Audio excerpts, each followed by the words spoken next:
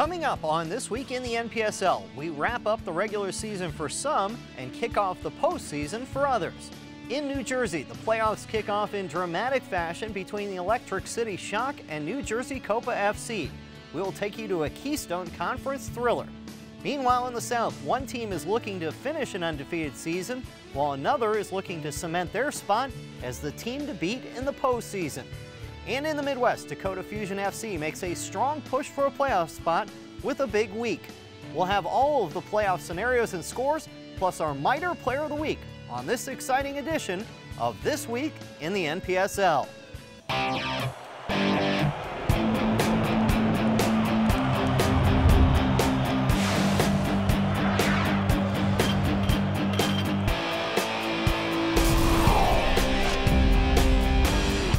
Hello everyone and welcome in out of the summer heat for this hot edition of This Week in the NPSL. I'm your host Paul Boron. In the last 3 segments of the show, we will get to all of the regular season action still going on, as well as those wrapping up last weekend.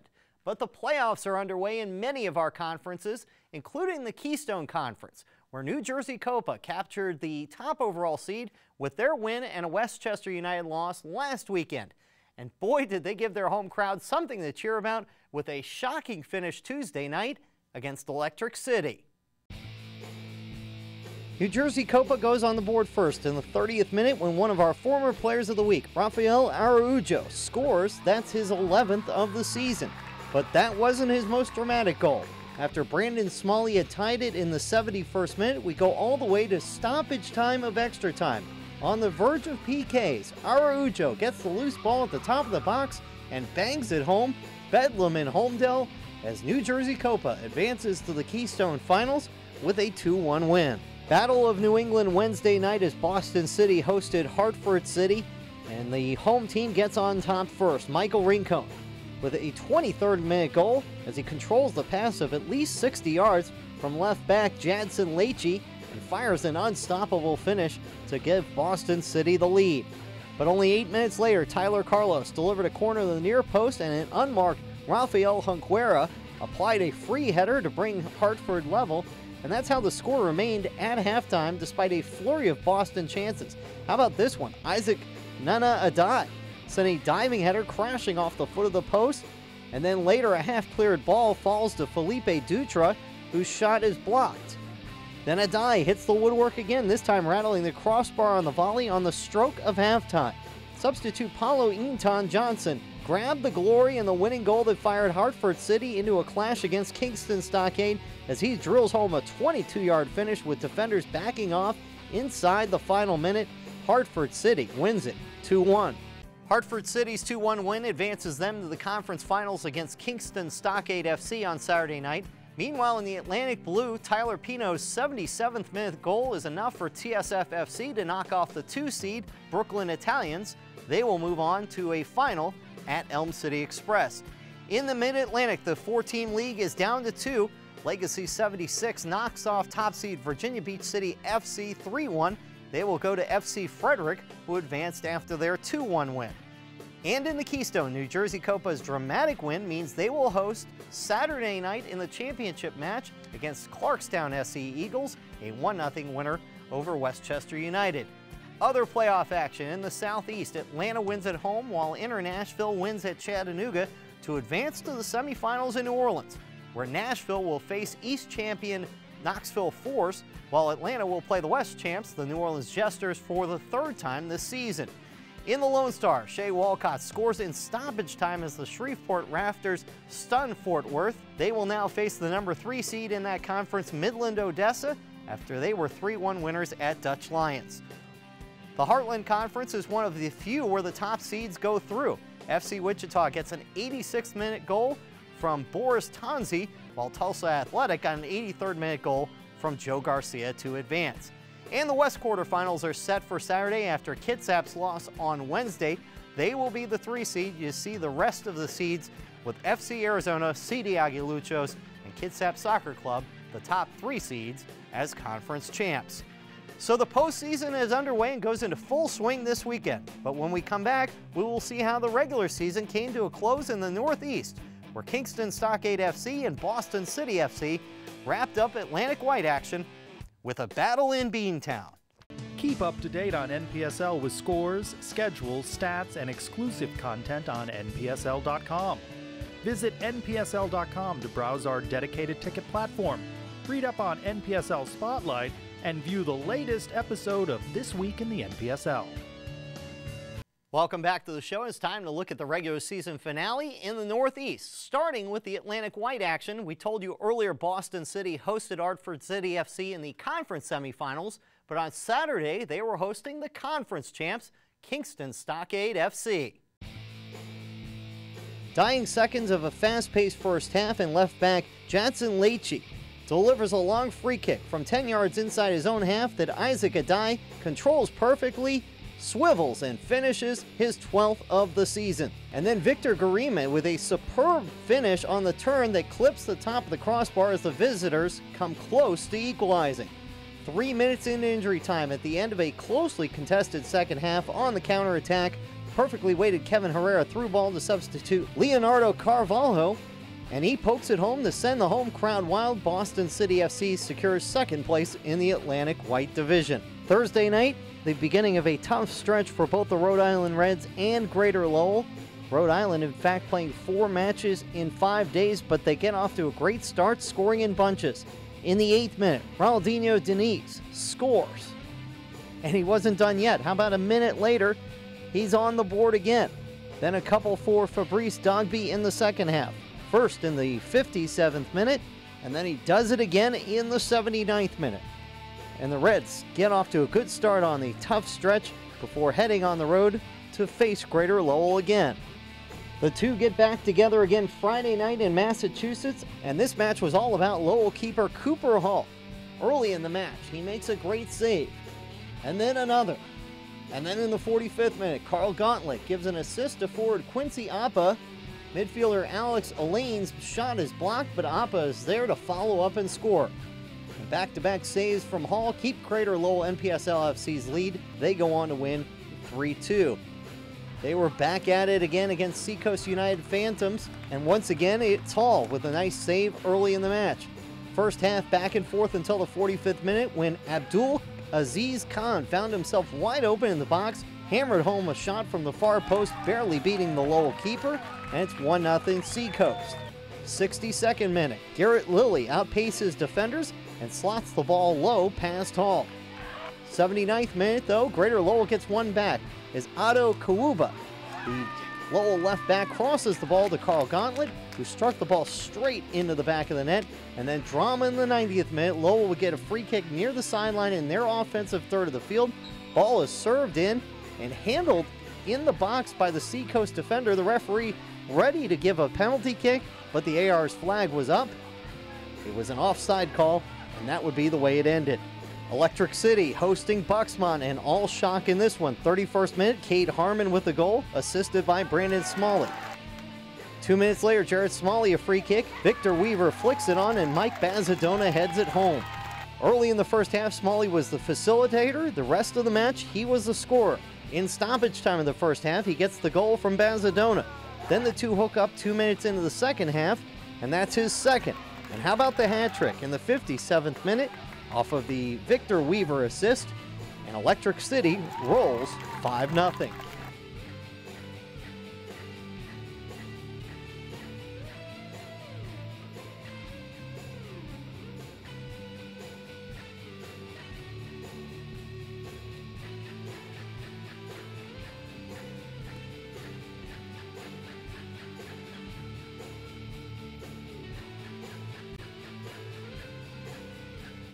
So that Monday result ends the Reds season as they complete a crazy stretch of 5 days with 2 wins and 2 losses and end the season on 16 total points.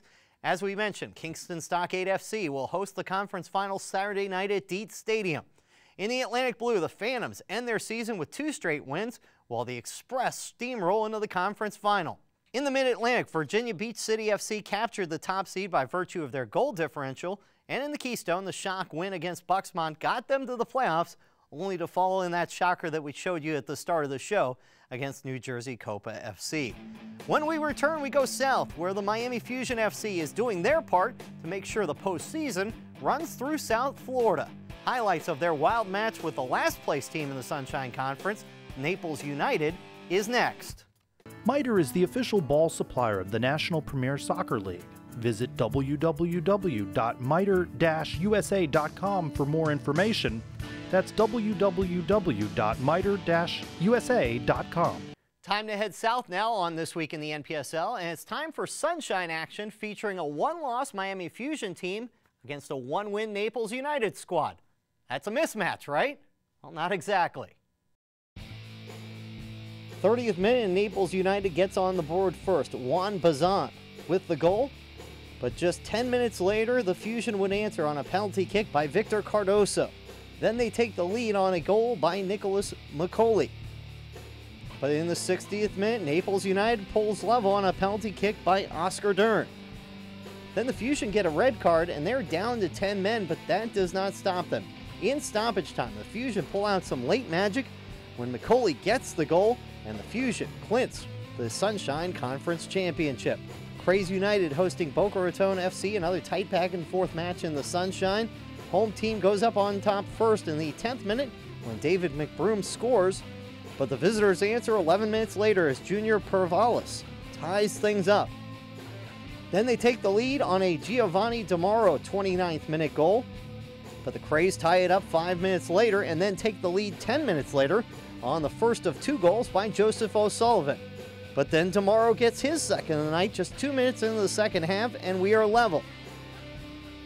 We stay that way until the 70th minute when O'Sullivan gets his second, and Craze United wins it 4-3. Tulsa Athletic hosting an important Heartland Conference match against Little Rock Rangers with playoff seeding on the line. Athletic attacking early as Santiago Riveros finds a streaking David Leung, who finds himself one-on-one with the keeper and puts it far corner. It's 1-0. That lead would hold through half until the Rangers' Leo Ferry equalizes with this shot, and it's 1-1. Sides trade goals over the ensuing 8 minutes. First, it's Tulsa's Jacques Francois in the 63rd minute to give the A's the lead. But Little Rock's Alej Moquette controls the volley and beats the defender to equalize at 2.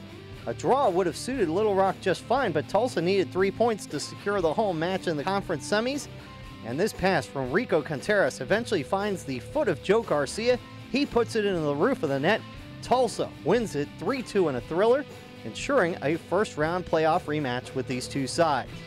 Excitement was in the air Saturday night as the Jesters looked to conclude an unbeaten season. But it is Birmingham with the first good chance in the 7th minute, saved by Chad Collins.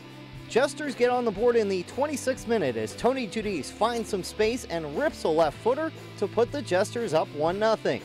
55th minute and Mason Walsh looking for the lower corner, but Garth Seauer comes up with a nice save to deflect it away. 2 minutes later, the Jesters get the insurance goal they need as John Evans bends it around the wall into the upper 90, a brilliant strike to make it 2-0. Then in stoppage time, another free kick, and it is Igor Shishkov with another terrifically placed shot. That makes it 3-0 as the Jesters clinch the regular season title.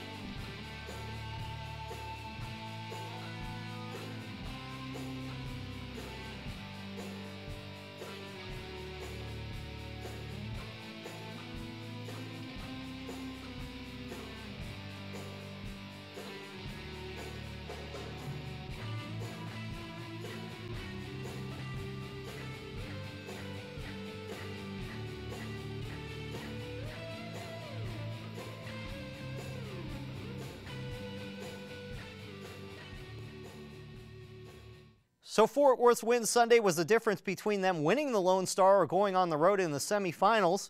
FC Wichita wins the Heartland and is one of the best in the NPSL in the power rankings. Meanwhile, Tulsa's win over Little Rock allowed them to do it all over again in Tulsa in the semifinals. In the Southeast, New Orleans wins the regular season title, and so they will host the conference playoffs in the Big Easy this weekend, while Memphis City knocked off the East champs but is on the outside looking in on the postseason. And in the Sunshine, Miami Fusion FC wins the league, will host the champion of the Southeast Conference next weekend, but this weekend there's the little matter of facing their rivals from United. One final timeout, and then we head to Fargo, where the Fusion are making a postseason push, don't you know? And we will have our West Roundup, which includes our MITRE Player of the Week, where our selection had a part in 8 goals on Saturday night. Soccer Stub is the official ticket provider of the NPSL and powers the league ticket platform. Support live local soccer by visiting tickets.npsl.com to find tickets to NPSL matches near you directly from NPSL teams. Back on This Week in the NPSL, I'm your host Paul Boron, and we go to the North Conference where things are as tight as they could possibly be as 4 teams battle for the final 2 postseason spots. Dakota Fusion FC made their move last week with a goal-scoring blitz in Fargo. This was all Fusion from the get-go. How about the 5th minute as the ball is passed to Isaac Keyshawn, who puts it in the back of the net with the tap-in, and it's 1-0 Dakota. Then Jade Johnson puts on a show. In the 36th minute, he beats a defender in a foot race, gets a touch on the ball before the goalie can reach it, and that's the 2nd for the Fusion. Skip ahead to the second half, and it's Johnson getting the ball on the top of the box, and he gets his 2nd of the night in the 53rd minute. Then Emrod crossing the ball in the 67th minute to Jade Johnson, who meets the ball in the 6-yard box with the header. That's the hat trick, and Dakota wins easily 7-2. And the Fusion look to keep the goal-scoring frenzy going Saturday night and connecting the right dots to find themselves on the scoreboard just 3 minutes into the game as Johnson gets the through ball from Kyle Robbins before beating the defender and gets a shot past the keeper. It's 1-0. Fusion again with great passing, getting the ball out wide to Kyle Robbins, who dribbles down the line, passes to s1e9 and their great back, and 4th leads them to the 2nd goal 11 minutes in. VSLT responds with a goal of their own from 24 yards out. It's Mark Boquin, and it's 2-1. 69th minute, VSLT getting their 2nd goal from what looks like a miscommunication. Pedro Galeano is there to take advantage and ties it at 2. But then the Fusion take the lead. Lorenzo Toei, who had just gotten subbed into the game, gives the Fusion the lead off of the free kick from Zuhair Alabasi. He heads it into the back of the net. It's 3-2. And Steve Harris gets a goal kick, gets it to Johnson, and check out the unselfishness as the ball gets passed back to Johnson. That's his 2nd of the night, and 1 more for good measure. A 2nd in stoppage time, a 3rd for the night as Dakota Fusion wins 5-2.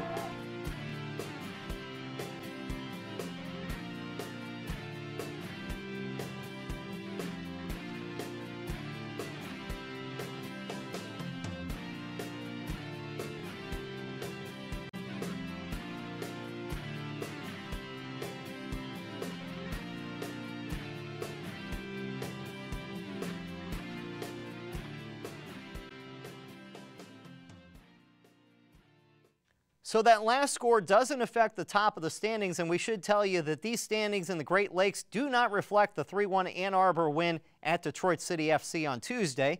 The North is coming down to the final matches. Duluth plays Sioux Falls, Med City and Minneapolis City will square off in a massive showdown, and Dakota Fusion FC travels to play the Twin Stars. And in the East, it's tight as well, with the top 3 all sitting on 6 wins, but Dayton is done, while Erie still has 2 matches left. Again, each Midwest Conference gets 2 playoff spots, but in many cases, this weekend is essentially the playoffs. No West highlights, but here are the scores. Orange County gets an 11-goal effort that will feature our MITRE Player of the Week in a moment. Kitsap gets a 70th minute goal from Nicolo D'Amato to help them topple FCM Portland. Spokane Soccer Club Shadow got 4 from Drew Williams in their 13-0 romp, while Albion got 6 goals from Amani Walker and 4 from Lester Hayes in their 11-0 win. Thought Lester Hayes was known for defense. Oh, that's the other football. And Riverside gets 3 goals from the Sheltons, 2 from Shane, and 1 from Cody in their win. Looking at the Golden Gate standings, Sonoma County Soul gets the win they need to head to the postseason as the number 7 seed in the West. In the Southwest, Arizona hosts as long as they are alive in the West region, and they start with Albion, whose win got them the wild card slot. And Kitsap's win means they are conference champ, and they will host on Saturday. Finally, we go back to that first score out west where Orange County FC won 11-0, and a big reason why is our MITRE Player of the Week, Alessandro Canale. Canale is a former U.S. beach soccer national player, and he's turned in quite the performance on grass. His 5 goals and 3 assists Saturday to go along with the 5 in his last match. That brings his total to 18 on the season. He is tied for the lead in the race for the Golden Boot. But for now, he settles for this honor, our Miter Player of the Week. Congratulations to him. That's going to do it for this week's show. We remind you there's all sorts of playoff information on Twitter at NPSL Soccer, and I'll be providing live updates from the Southeast Conference playoffs Friday and Saturday at pboron88. Next week, we'll have all of the playoff action, and by then, we will know the semifinalists in the South, Northeast, and West. I'm Paul Boren saying so long for now. We'll see you next time on This Week in the NPSL.